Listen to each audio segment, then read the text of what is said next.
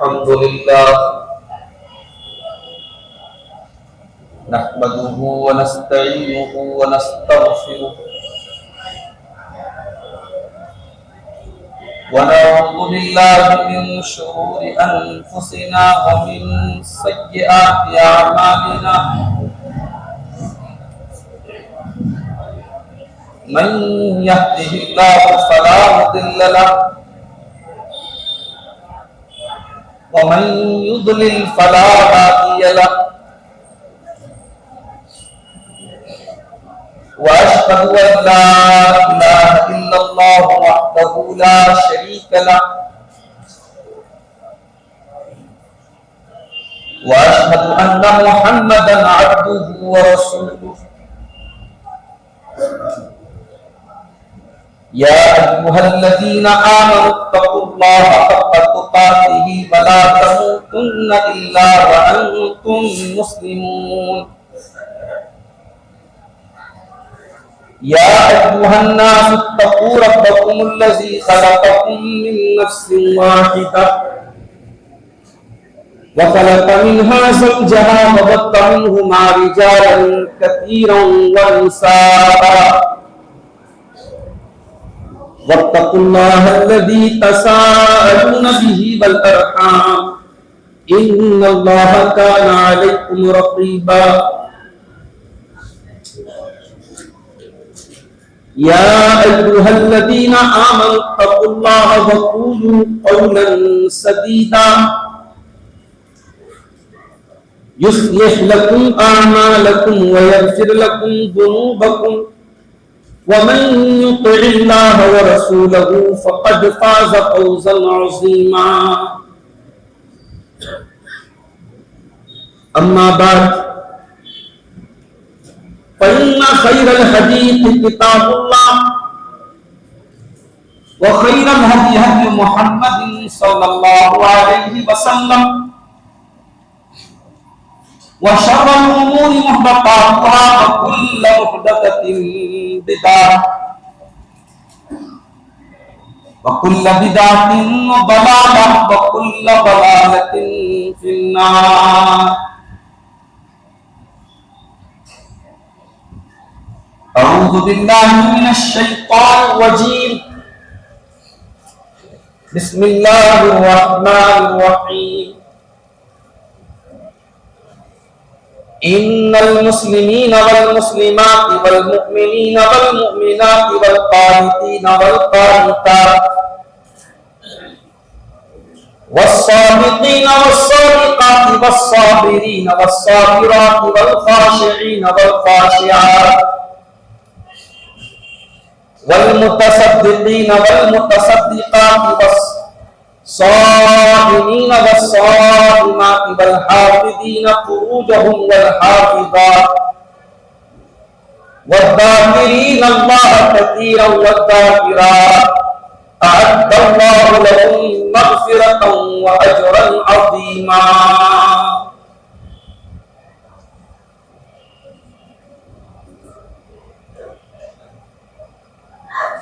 گفتگو کا آغاز اتر پردیش کے شہر مئو سے تعلق رکھنے والے مشہور حدیث شاعر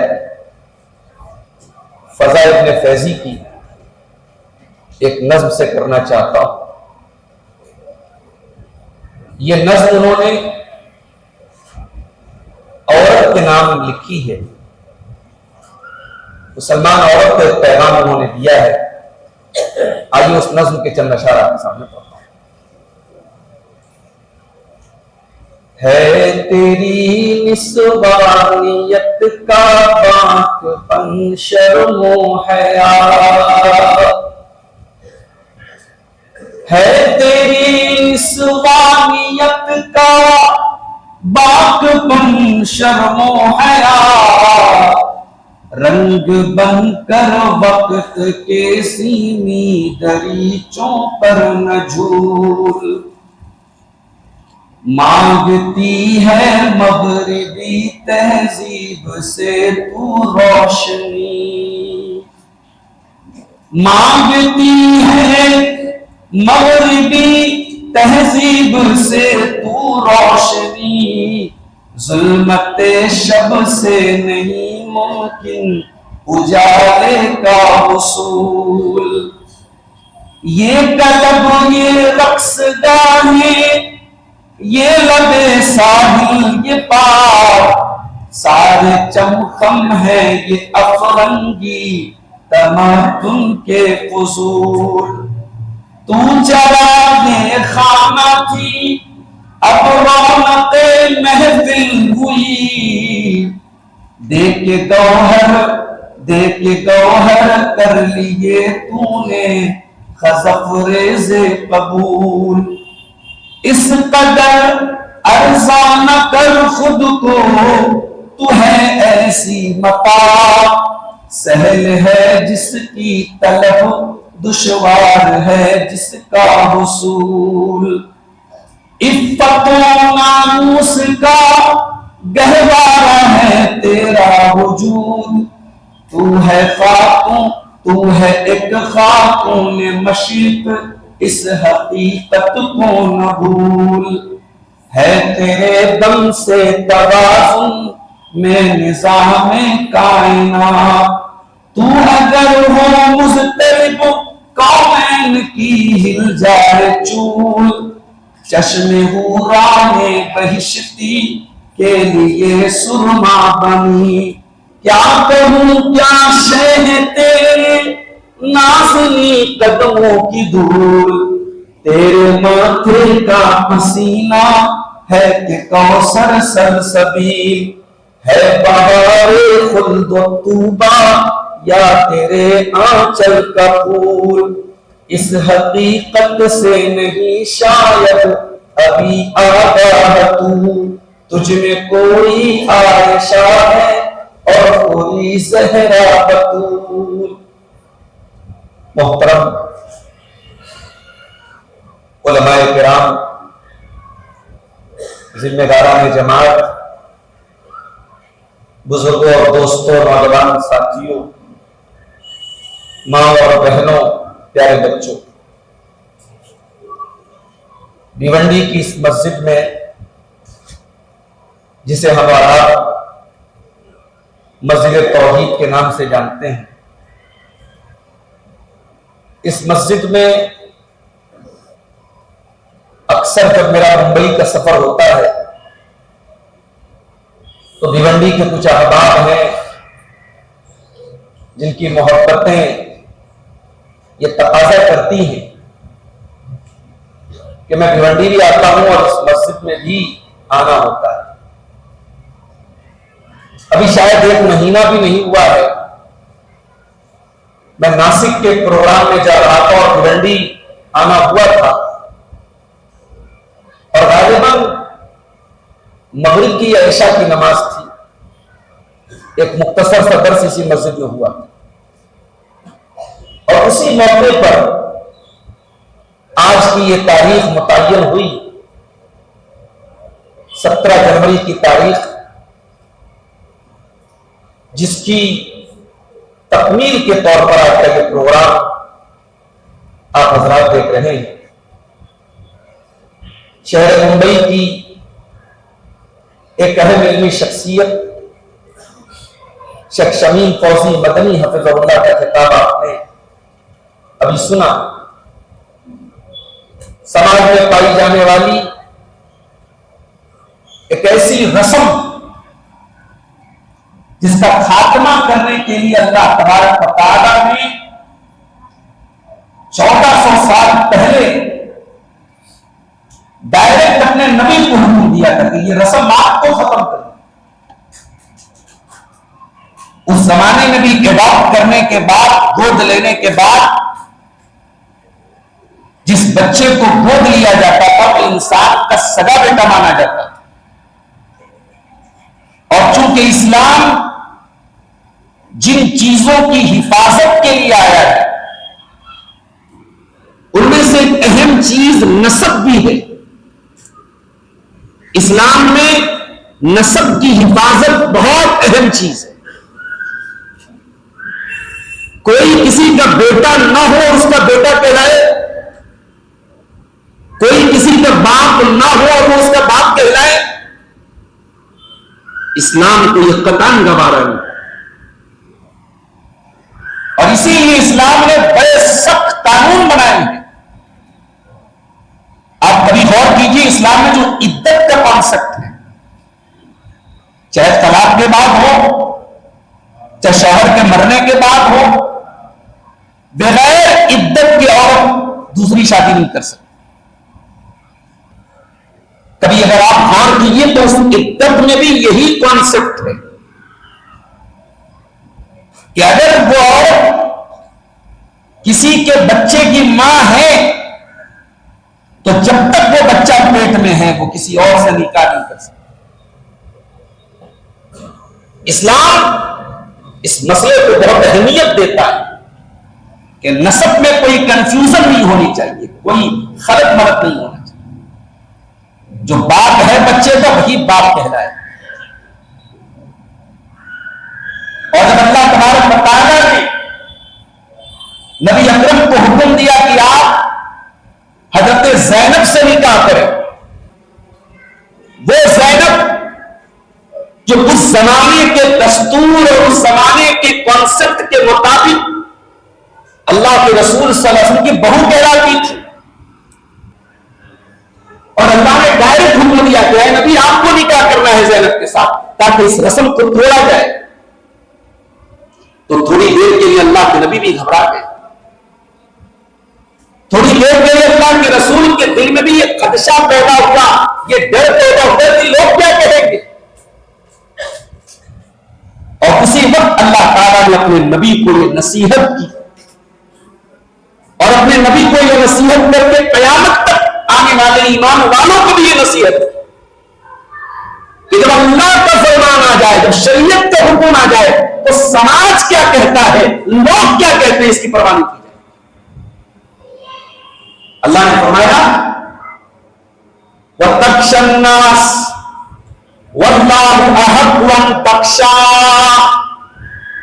اے نبی آپ لوگوں سے ڈر رہے ہیں کہ لوگ کیا کہیں گے، جبکہ لوگوں سے نہیں ڈرنا ہے، اللہ سے ڈرنا ہے۔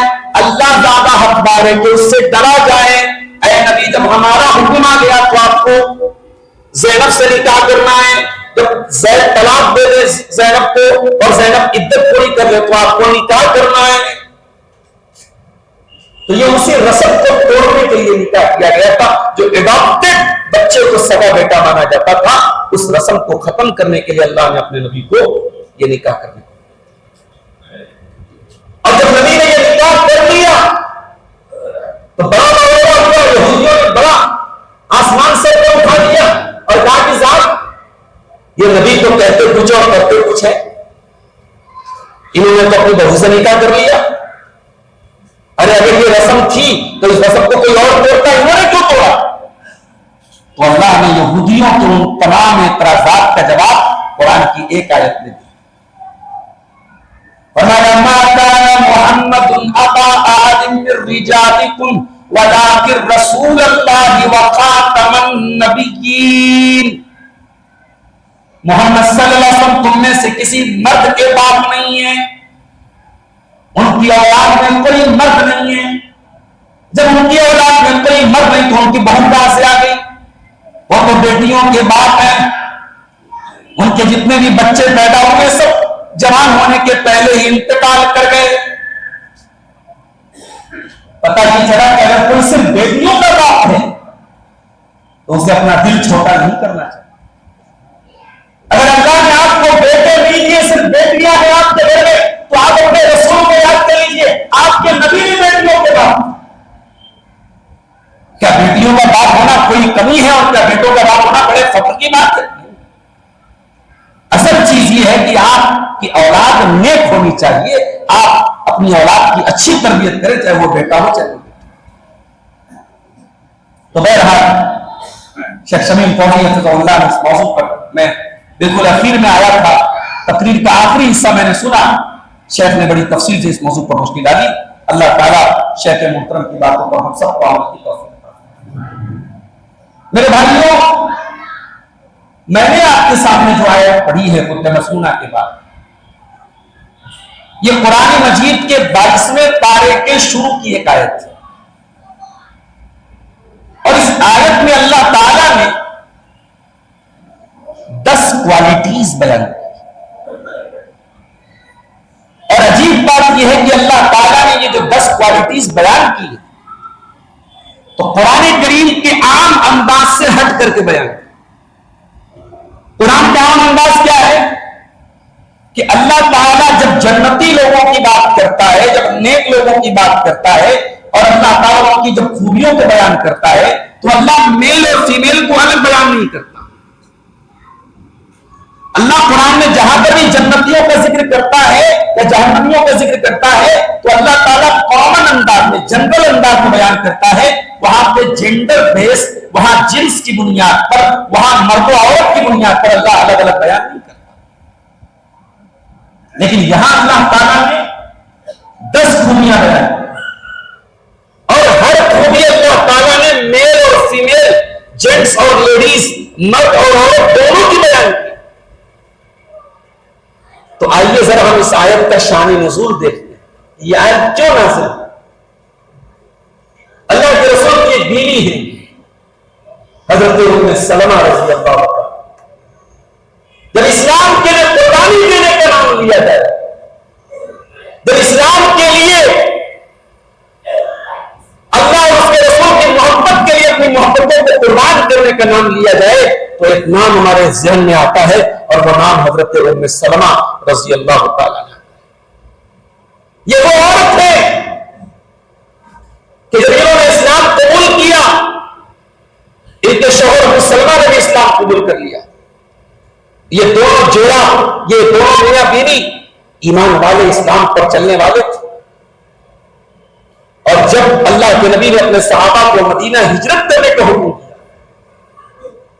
اور ابو سلمہ اپنی بیوی اور اپنے بچے سلمہ کو لے کر کے مدینہ جانے لگے تو ام سلمہ کے گھر والے آئے اور انہوں نے کہا کہ نہیں، ہم اپنی بیٹی کو مدینہ جانے نہیں دیں گے۔ ابو سلمہ اگر جانا چاہتے تو جائیں، ہماری بیٹی نہیں جائے گی۔ انہوں نے ام سلمہ کو روک دیا۔ ام سلمہ رضی اللہ تعالیٰ عنہ بہت محبت کرتی تھی اپنے شوہر ابو سلمہ سے۔ اب اس شوہر سے محبت کرنے والی عورت کے لیے بہت بڑا امتحان تھا کہ شوہر سے جدا کر دیا جائے۔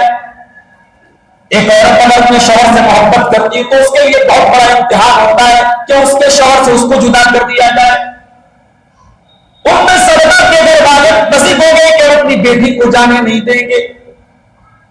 ابو سلمہ مدینہ جا رہے ہیں، ام سلمہ کو ان کے مائکے والے اپنے گھر لے کے جا رہے ہیں۔ اتنے میں ابو سلمہ کے گھر والے وہ آ گئے اور انہوں نے کہا جب یہ ہماری بہو کو نہیں ساتھ میں جانے دیتے تو پوتا ہمارے ساتھ رہے گا۔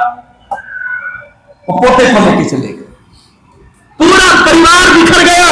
ابو سلمہ مدینہ میں، اور جو بچہ ہے سلمہ اس کو ددیال والے لے کے چلے گئے، اور ام سلمہ ان کے مائکے والے لے کے، اور ام سلمہ رضی اللہ تعالیٰ جس راستے سے مدینہ کا قافلہ جاتا تھا روزانہ اپنے گھر سے نکلتی تھی اور وہاں اپنے زاروں پر تار ہو جاتی تھی، اپنے شوہر کی یاد میں، اپنے بچے کی یاد میں۔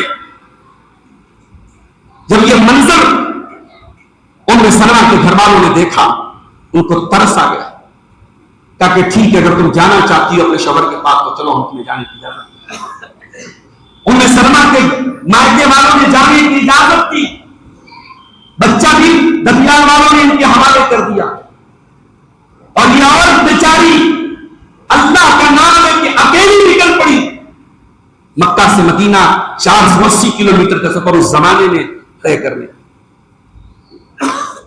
تو بڑی محبت کرتی تھی۔ بعد میں بڑی مشکلات سے یہ مدینہ پہنچی، اپنے شوہر سے بڑی محبت کرتی تھی۔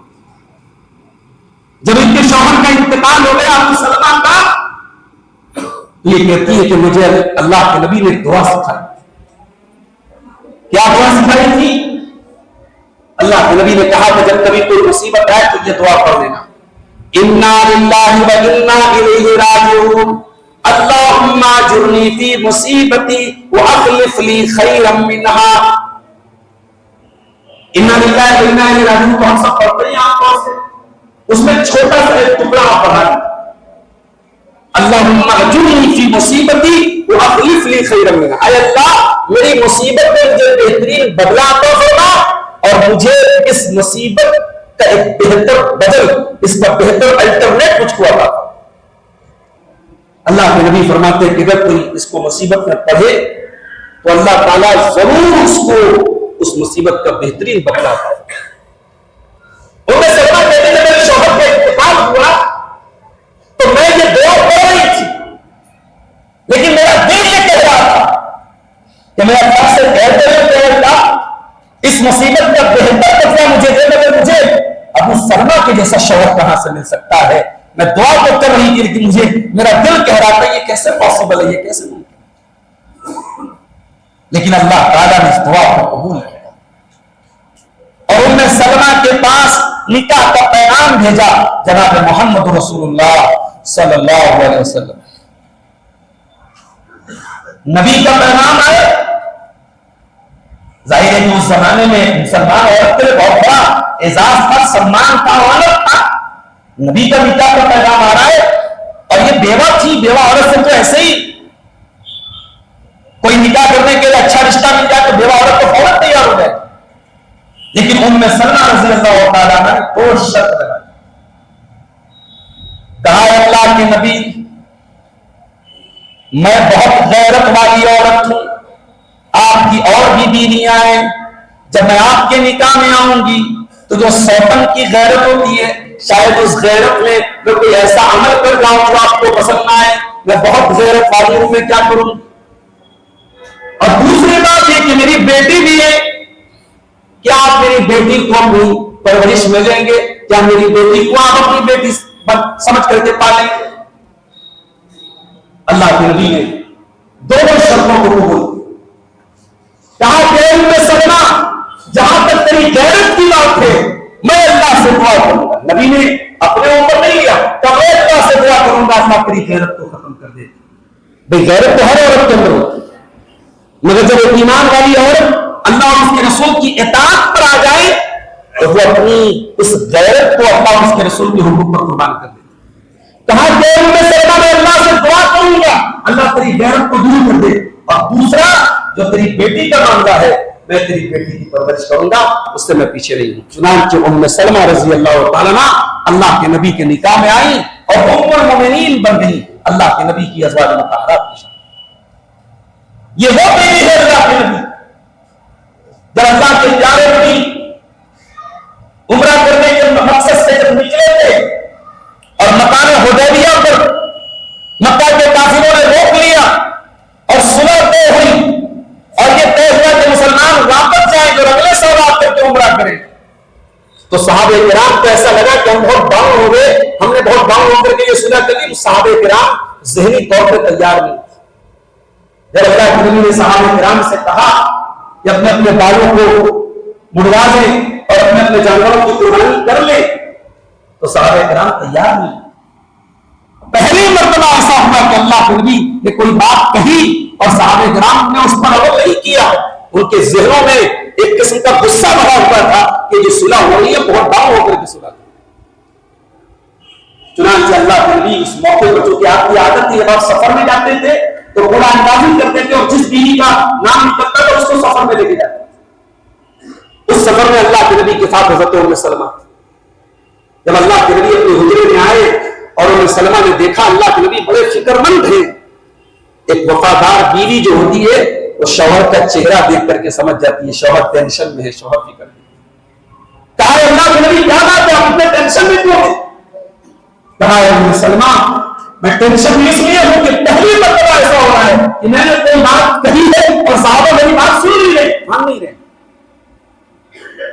تو ام سلمہ رضی اللہ تعالیٰ عنہ نے بڑا بہترین مشورہ دیا۔ ہمارے یہاں معاف کیجیے گا کچھ گھروں میں عورت کو اس لائق نہیں سمجھا جاتا کہ اس سے مشورہ ہے۔ لوگوں نے چن چن کر کے قرآن کی وہ آیتیں یاد کر کے رکھی ہیں، وہ حدیثیں یاد کر کے رکھی ہیں جن آیتیں اور حدیثوں کا آدھا ادھورا مطلب بیان کر کے عورت کی انسلٹ کی جائے۔ ایسے عورت کے بارے میں اللہ کے نبی نے پسلی سے پیدا کی ابھی پسلی سے پیدا کی گئی اس کا کیا مطلب ہے؟ اس کا مطلب یہ تھوڑی ہے کہ عورت بڑی خراب چیز ہے. لیکن ہمارے یہاں وہ حدیث مردوں نے بہت اچھے سے یاد کر، جب بیوی سے جھگڑا ہوتا ہے ارے چل ہٹ تو پسلی سے پیدا ہو. آپ اللہ کے رسول کی حدیثوں کا غلط مطلب بیان کر کے دنیا کو یہ پیغام دے رہے ہیں کہ اللہ کے نبی نے عورت کو بہت گرا دیا ہے، بہت انسلٹ کی. نہیں، آپ نے اگر کسی حدیث کو نہیں سمجھا ہے تو آپ علماء سے سمجھیے پہلے اس کو.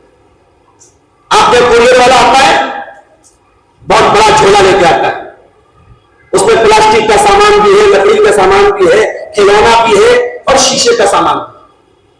تو جس ڈبے میں شیشے کا سامان ہوتا ہے وہ اس کو سب سے اوپر رکھتا ہے. اس کے باہر اس کا جو کارٹون ہوتا ہے اس پر لکھا رہتا ہے ہینڈل وتھ کیئر، اس کو سنبھال کر کے اٹھاؤ، اس میں شیشہ ہے. اس کا مطلب یہ تھوڑی کہ اس پیٹی کے اوپر، اس کارٹون کے اوپر جو ہینڈل وتھ کیئر لکھا ہوا ہے یہ اس کے اندر جو شیشہ ہے اس کی توہین کی جا رہی ہے. یہ بتایا جا رہا ہے یہ بہت نازک چیز ہے، اس کو عام چیزوں کی طرف مت رکھو.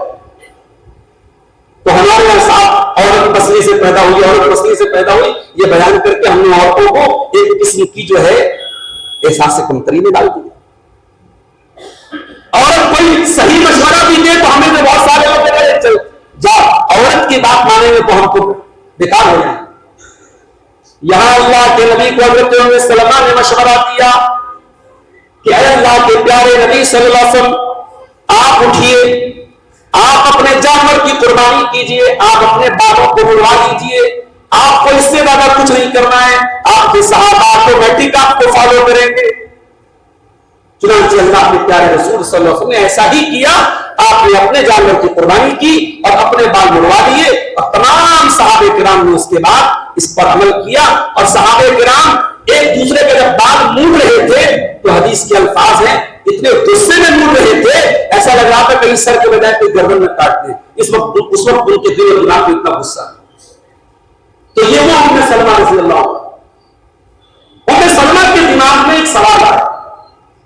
انہوں نے کہا کہ کیا بات ہے کہ قرآن میں مردوں کا ذکر بار بار آتا ہے عورت کا ذکر نہیں آتا ہے.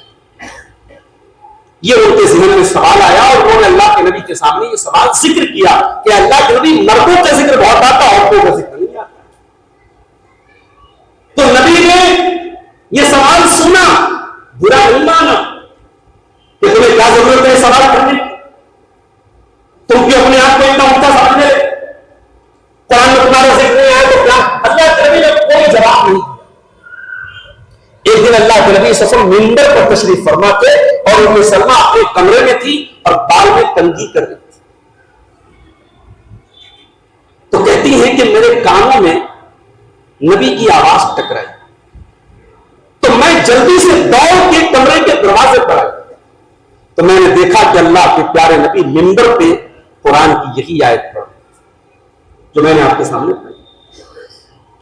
ان المسلمین والمسلمات والمؤمنین والمؤمنات والقانتین والقانتات، بے شک مسلمان مرد اور مسلمان عورتیں، بے شک مومن مرد اور مومن عورتیں، والقانتین والقانتات، بے شک اللہ کی فرما برداری کرنے والے مرد اور اللہ کی فرما برداری کرنے والی عورتیں، والصادقین والصادقات، بے شک سچ بولنے والے مرد اور سچ بولنے والی عورتیں، والصابرین والصابرات، بے شک صبر کرنے والے مرد اور صبر کرنے والی عورتیں، والخاشعین والخاشعات، اور اللہ کے حکم کے آگے جھک جانے والے مرد اور اللہ کے حکم کے آگے جھک جانے والی عورتیں، والمتصدقین والمتصدقات، اور اللہ کی راہ میں صدقہ خیرات کرنے والے مرد اور صدقہ خیرات کرنے والی عورتیں، والصائمین والصائمات، اور روزہ رکھنے والے مرد اور روزہ رکھنے والی عورتیں،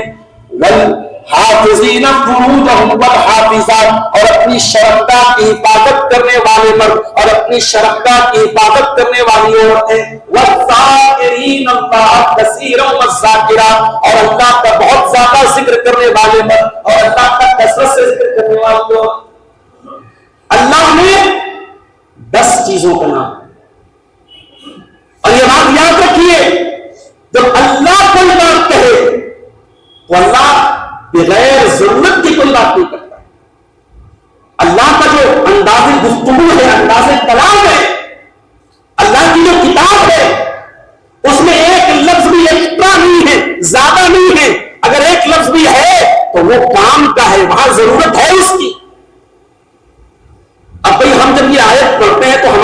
ایک سوال پیدا کہ اللہ تعالیٰ یہ 10 چیزیں بیان کر دیتا اور لاسٹ میں کہہ دیتا کہ یہ 10 باتیں چاہے مردوں کے اندر ہو چاہے عورتوں کے اندر ہو، بات پوری ہو جاتی ہے۔ یہ 10 کوالٹی اللہ نے بیان کی اور ہر کوالٹی میں مرد کا نام بھی لیا، عورت کا نام بھی لیا، اس کی کیا ضرورت تھی؟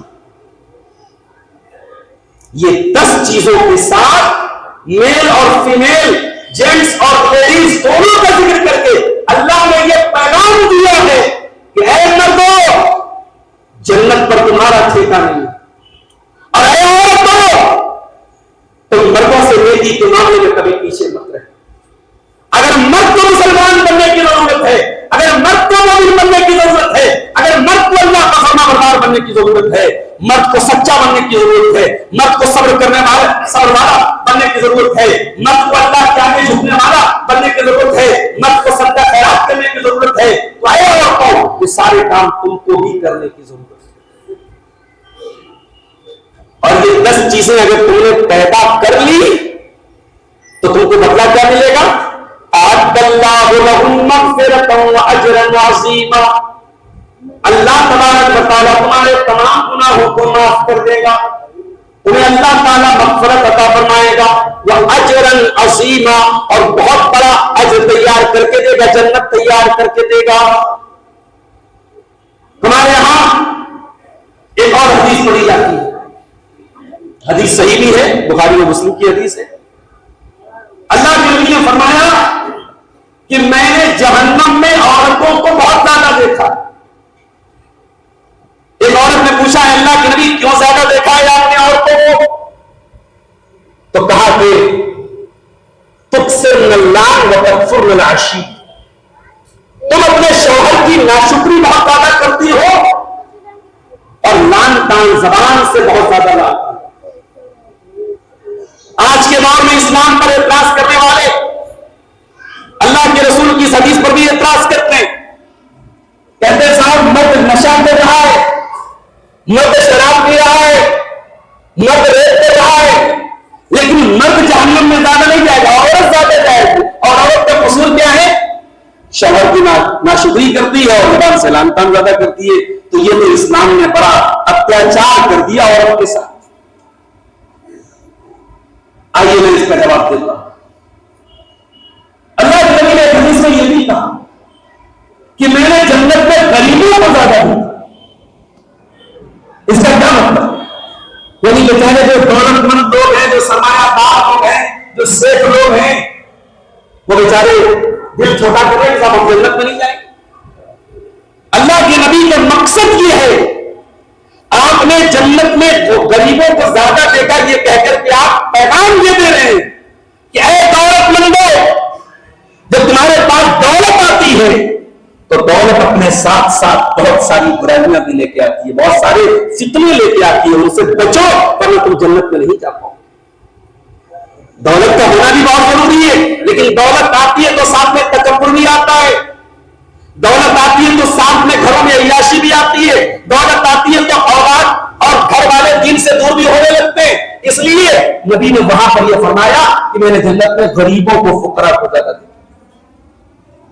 یہاں اس حدیث میں جب اللہ کے نبی نے فرمایا میں نے جہنم میں عورتوں کو زیادہ دیکھا، اس کا مطلب یہ نہیں کہ اوورآل مرد حضرات جہنم میں بہت کم جائیں گے، عورتیں زیادہ، بلکہ ایک اور حدیث اگر آپ بخاری کے اپنے سامنے رکھیں تو اس سے پتہ یہ چلتا ہے کہ جنت میں عورتوں کی تعداد زیادہ۔ اور امام بخاری رحمۃ اللہ علیہ جہاں اس حدیث کو لائے ہیں، ابن حجر رحمۃ اللہ علیہ نے اس حدیث کی شرح میں لکھا ہے کہ حدیث کے ظاہری الفاظ سے یہی معلوم ہوتا ہے کہ جنت میں عورتوں کی تعداد زیادہ۔ چلیے وہ حدیث بھی تھوڑی سنا دیتا ہوں۔ اللہ کے نبی نے فرمایا کہ جنتی لوگوں کا جو پہلا گروپ جائے گا جنت، تو بڑے خوبصورت لوگ، دنیا میں انسان جیسا ہو، جنت میں چاہے مرد ہو چاہے عورت کو بہت خوبصورت بنا کے ڈالے گا۔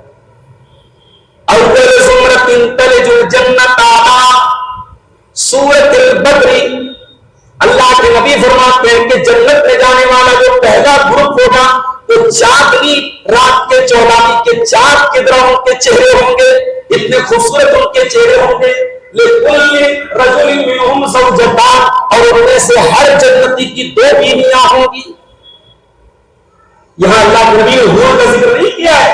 آپ نے فرمایا ہر جنتی کی 2 بیویاں ہوں گی. اور اس حدیث کی شرح میں ابن حجر لکھتے ہیں اس کا مطلب یہ ہوا کہ جنت میں عورتوں کی تعداد زیادہ. اور جہاں آپ نے حدیث میں کہا کہ جہنم میں عورتوں کی تعداد زیادہ، وہاں بتانے کا مقصد یہ ہے کہ عورتوں تم اپنی ان 2 کمزوریوں پر قابو نہیں پاؤ گی تو تم جہنم میں زیادہ جاؤ. اور وہ کون سی 2 چیزیں ہیں؟ ایک زبان پر عورت کا کنٹرول نہیں ہے، اور دوسری یہ ہے کہ عورت کے اندر شکر گزاری کا جذبہ کم ہوتا ہے. عورت چونکہ جذباتی ہوتی ہے، ایموشنل بہت جلدی ہوتی ہے. بیچارہ شوہر اگر ساری زندگی اچھا سلوک کرے اور کبھی اس کی پسند کا سوٹ نہ لا پاوے، اس کی پسند کا زیور نہ لا پاوے، تو اس کو یہ کہنے میں دیر نہیں لگتی کہ ارے آپ نے کیا کیا ہے.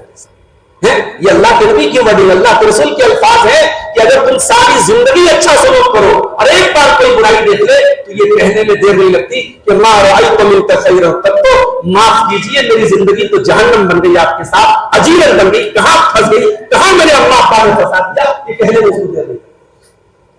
اچھا اگر جہنم میں عورتوں کی تعداد زیادہ ہے بھی تو یہ بھی کوئی حیرت کی بات نہیں، کیونکہ قیامت کے پہلے جو دور آئے گا اس دور میں عورتوں کی تعداد اتنی زیادہ ہوگی. بخاری اور مسلم کی روایت ہے، اللہ کے نبی نے فرمایا کہ قیامت کے پہلے بہت ساری برائیاں پیدا ہوگی، شراب پی جائے گی، علم اٹھا لیا جائے گا، جہالت بہت زیادہ پھیل جائے گی.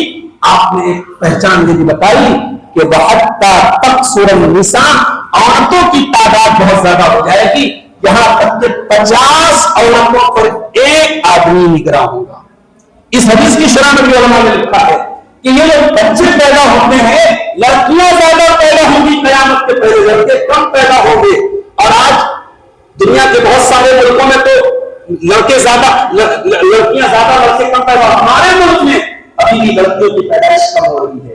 اور قیامت کے پہلے جو دور آئے گا جب دنیا کے ہر علاقے میں عورتوں کی تعداد زیادہ ہو جائے گی، لڑکیاں زیادہ پیدا ہوں گی، 50 مردوں پر ایک، 50 عورتوں پر ایک مرد ذمہ دار. تو میرے بھائیوں عورت کوئی حقیر چیز نہیں ہے. اسلام نے عورت کو اس کا صحیح مقام دیا ہے. اور اسلام نے قرآن کریم میں آپ غور کریں، اللہ تعالیٰ نے مردوں کے نام سے کوئی صورت نہیں رکھی ہے، کوئی صورت الرجال نہیں ہے، مگر صورت النساء کے نام سے قرآن میں ایک صورت ہے. اور آپ کبھی غور کیجیے گا صورت النساء کے اندر جو مسائل بیان کیے گئے ہیں اس میں عورتوں کے مسائل خاص طور سے بیان کیے. اس کا مطلب کہ اللہ تبارک و تعالیٰ اپنی بندیوں سے محبت کرتا ہے، عورت سے محبت کرتا ہے.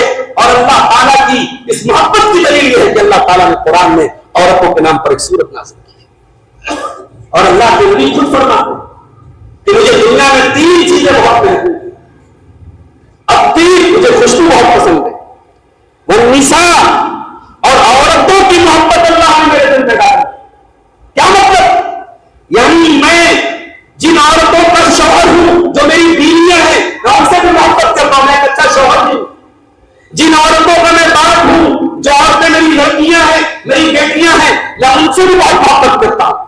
اور اوورآل عورتوں کے حقوق کی بات کہنے والا، انسانی تاریخ میں عورت کو اس کو صحیح مقام دینے والا اگر کوئی انسان، کوئی شخصیت ہمیں نظر آتی ہے تو وہ جناب محمد رسول اللہ صلی اللہ علیہ وسلم کی نظر آتی ہے. آپ نے عورت کو اس کا صحیح مقام دیا ہے.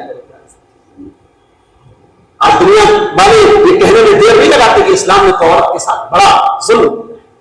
میں یہ بات مانتا ہوں کہ اسلام نے عورت کو جو حقوق دیے ہیں آن گراؤنڈ لیول پر ہم نے عورت کو بہت سارے حقوق سے محروم کیا. چاہے وراثت میں عورت کے حق کی بات ہو، چاہے شادی کے بعد بہت سارے مسلمان مردوں نے نشہ وغیرہ کر کے جو گھر میں عورتوں پر ڈومیسٹک وائلنس کیا، جو گھر میں عورتوں پر ظلم کیا، اس کی وجہ سے امیج بنی کے ساتھ مسلمانوں کے عواموں کے ساتھ بڑا اٹیچر. ہماری غلطیوں کی سزا، ہمارے بدعملیوں کی کے طور پر اسلام بدنام ہوا. اور طلاق کا جو غلط استعمال کیا گیا اور چھوٹی چھوٹی باتوں پر طلاق طلاق طلاق کہہ کر کے سماج کے طبقے نے اپنی عورتوں کو، اپنے اچھے خاصے گھر بھرے پورے پریوار کو تباہ کر دیا. چھوٹے چھوٹے بچوں سے ان کی ماؤں کو چھین لیا اور پھر اپنے اس کرتوت کو چھپانے کے لیے حلالہ جیسے ناجائز عمل کو انہوں نے رواج کیا. آج ہماری ان حرکتوں کی وجہ سے میرے پیارے ساتھیوں سماج میں یہ امیج بنی کہ اسلام نے عورت کے ساتھ بڑا اتیاچار کیا. اسلام نے نہیں کیا, ہم نے کیا. ارے اسلام نے تو عورت کو ہر روپ میں عزت دی ہے میرے ساتھ. ایک عورت کے عزت و آبرو کا یہ مقام ہے اسلام کی نظر میں کہ اگر آپ نے کسی عورت کے کردار پر تہمت لگائی ہے, جھوٹا الزام لگایا ہے, تو جب تک آپ 4 گواہ نہیں لائیں گے 80 کوڑے کی سزا الزام لگانے والے کو دی جائے گی. والذین یرمون المحصنات ثم لم یاتوا باربعۃ شہداء فاجلدوہم 80 جلدہ ولا تقبلوا لهم شہادۃ ابدا. قرآن کہتا ہے جو پاک دامن عورت کے اوپر زنا کی تہمت لگاتے ہیں اور 4 گواہ نہیں لاتے ہیں, ان کو 80 کوڑے مارے جائیں گے. ان کی گواہی کبھی اسلامی عدالت میں قبول نہیں کی جائے گی. وَأُولَٰئِكَ هُمُ الْفَاسِقُونَ, اور اسلام کی نظر میں وہ فاسق مانے جائیں گے. میرے پیاری ماں اور بہنوں, یہ آپ کی عزت و حرمت کا یہ مقام اسلام. لیکن ہاں اسلام کچھ پابندیاں آپ کے اوپر لگاتا ہے, اور وہ پابندیاں بھی آپ کی بھلائی کے لیے لگاتا ہے. لوہا بیچنے والا جو لوہا بیچتا ہے لوہے کو جیسے تیسے رکھ دیتا ہے, مگر سونار کی دکان پہ آپ چلے جائیں تو سونار ایک ناک میں پہنی جانے والی جو سونے کی کیل ہوتی ہے اس کو بھی کسی ڈبے میں سنبھال کے رکھتا ہے. لوہے کی دکان پر لوہا بیچنے والا شاید CCTV کیمرہ نہ لگائے, مگر سونا بیچنے والا سونار ضرور CCTV کیمرہ لگاتا ہے, تو بھی سونا قیمتی ہے. تو بھی اسلام کی نظر میں دنیا کی سب سے قیمتی دولت ہے. اور نبی نے فرمایا ہے اب دنیا متاع, دنیا کی سب سے قیمتی دولت ایک نیک عورت ہے. نبی نے یہ بھی فرمایا کہ 4 چیزیں اگر انسان کے پاس ہیں تو انسان خوش قسمت ہے. 4 چیزیں خوش قسمتی کی علامت ہے, سعادت کی علامت ہے, اچھی قسمت کی علامت ہے. کون سی 4 چیزیں؟ المسکن الواسع, کشادہ گھر. آج بمبئی جیسے شہر میں جب آتا ہوں, ہم لوگ بنارس میں رہتے ہیں, بہت سارے لوگ آپ کے یہاں یوپی وغیرہ کے ہیں, وہاں گاؤں کی زندگی اور یہاں شہر کی زندگی میں سب سے بڑی چیز یہی گھر کا کشادہ. آپ بمبئی وغیرہ میں دیکھیں چھوٹے چھوٹے گھروں میں لوگ زندگی گزار لیتے ہیں, اور جس کو اللہ تعالیٰ نے بہت نوازا ہے اور اب اس کے پاس اچھا خاصا فلیٹ ہے تو سمجھو بھائی بہت بڑی نصیب کی بات ہے. کشادہ گھر ہونا جہاں بچے آرام سے رہے, بیوی آرام سے رہے, بہو آرام سے رہے, پردے کا اہتمام ہو, گھر کا کشادہ ہونا یہ خوش قسمتی کی بات ہے.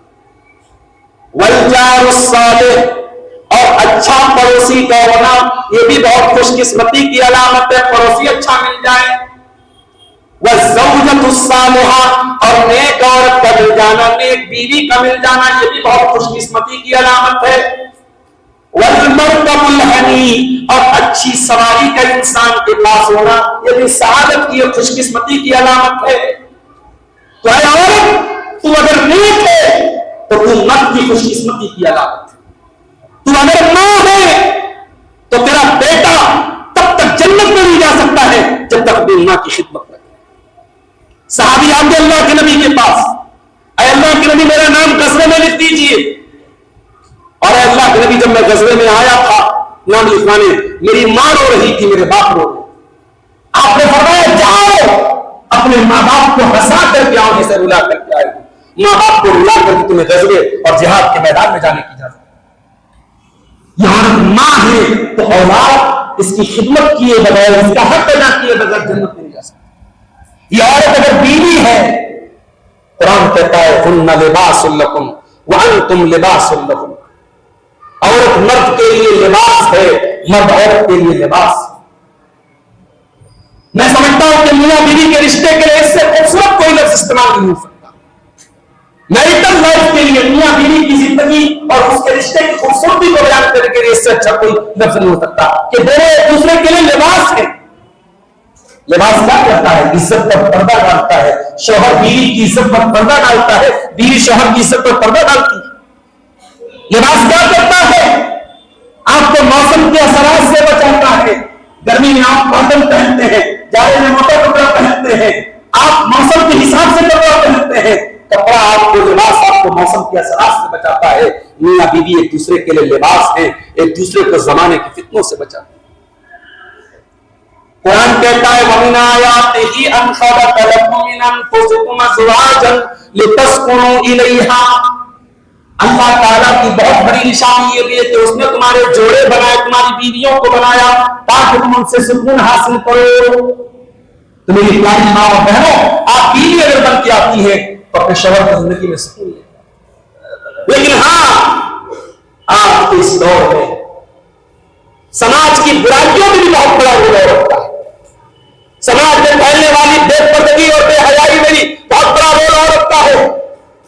اور اسی لیے اللہ تعالیٰ نے قرآن میں جب زنا کا ذکر کیا تو عورت کا ذکر پہلے کیا، جب چوری کا ذکر کیا تو مرد کا ذکر پہلے کیا. وَالسَّارِقُ فَاقْطَعُوا أَيْدِيَهُمَا. چوری کرنے والے مرد اور چوری کرنے والی عورت کا ہاتھ کاٹو، وہاں مرد کا ذکر پہلے کیا. اور جب زنا کا ذکر آیا فرمایا الزانیۃ والزانی فاجلدوا کل واحد منہما مئۃ جلدہ. زنا کرنے والی عورت کو اور زنا کرنے والے مرد کو 100 کوڑے مارو. آپ غور کیجیے، چوری کا ذکر آیا تو مرد کا ذکر پہلے کیا اور زنا کا ذکر آیا تو عورت کا ذکر پہلے.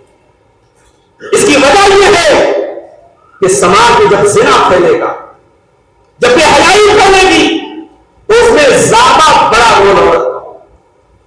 اگر عورت صحیح معنوں میں عورت بن کر رہے، اپنی سیما میں رہے، اپنی حدوں میں رہے، اپنے حسن کی نمائش نہ کرے، بےہودہ کپڑے پہن کر کے نہ نکلے، اپنے شریر کی نمائش نہ کرے، تو شاید زنا کے واقعات بہت کم ہو جائیں اور انلیگل ریلیشن شپ اور یہ ناجائز تعلقات بہت حد تک ختم ہو جائیں. میری پیاری ماں اور بہنوں، چونکہ وقت بہت زیادہ نہیں ہمارے پاس ہے اور ہمارے امام صاحب نے کہا تھا 9 اگست کے قریب قرآن ختم بھی کرنا ہے. یہ بہت اہم بات آپ کو اور بتانا چاہتا ہوں. عورت کو اللہ تعالیٰ نے قبولیت بھی بہت دی. عورت اپنی بات منوانا جانتی ہے. عورت اگر منوانے پر آ جائے تو فرعون سے اپنی بات منوا دیتی ہے. فرعون جیسا ظالم جو کسی کی نہیں سنتا تھا، جب بیوی نے کہا، حضرت موسیٰ علیہ السلام کے بارے میں کہا فرعون کی بیوی نے اسے قتل مت کرو، اسے اپنا بچہ بنا لیتے ہیں، تو فرعون نے اپنی بیوی کی بات مانی. آج ہمارے یہاں، چونکہ یہاں اتر پردیش کے یوپی کے بہت سارے لوگ بیٹھے ہوئے ہیں، آج ہمارے یہاں جو شادی بیاہ میں رسم و رواج کی ایک لمبی چوڑی لسٹ ہے، اور ان رسم و رواجوں کی وجہ سے تو سماج میں بہت ساری برائیاں پنپ رہی ہیں، اور ان رسم و رواج کی پیڑیوں کی وجہ سے غریبوں کا جینا حرام ہے.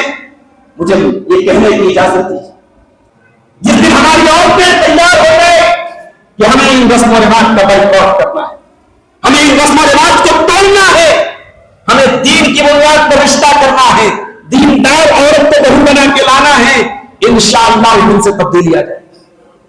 میری پیاری ماں اور بہنوں، یہ ہلدی کی رسم، یہ ملنی کی لمبی چوڑی رسمیں، یہ شادی کے موقع پر ہونے والی ویڈیو ریکارڈنگ، یہ عورتوں کی جنتر میں ہونے والی بے حیائی، یہ تمام رسمیں ختم ہو سکتی ہیں اگر آپ اپنے آپ کو تیار کریں کہ ہمیں ان رسموں کا بائیکاٹ کریں. نبی کے دور میں شوال کے مہینے میں شادی نہیں ہوتی، دور جاہلیت میں شوال میں شادی نہیں ہوتی تھی. حضرت عائشہ رضی اللہ عنہا کہتی ہے کہ اے شوال کو منحوس سمجھنے والوں، تم شوال میں شادی نہیں کرتے ہو، میرے نبی نے مجھ سے شادی شوال میں کی، اور میں شوال میں شادی کر کے بھی میں کوئی تکلیف میں نہیں ہوں. میں اپنے شوہر کی سب سے محبوب بیوی ہوں، میرے شوہر بہت محبت ہے.